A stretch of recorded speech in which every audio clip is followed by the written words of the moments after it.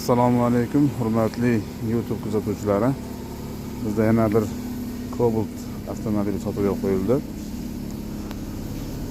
Ko'rib turibsiz, rangi oq, 2013-yilda ishlab chiqarilgan. Kraskasi toza.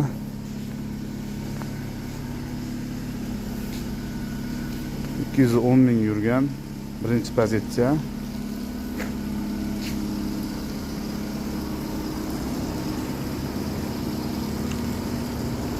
To'rtta balon yaxshi holatda.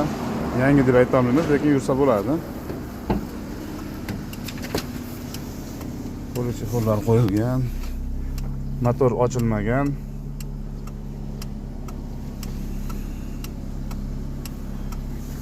Ko'rib salonlarni ko'rasiz, juda ham akkuratni qilingan mashina.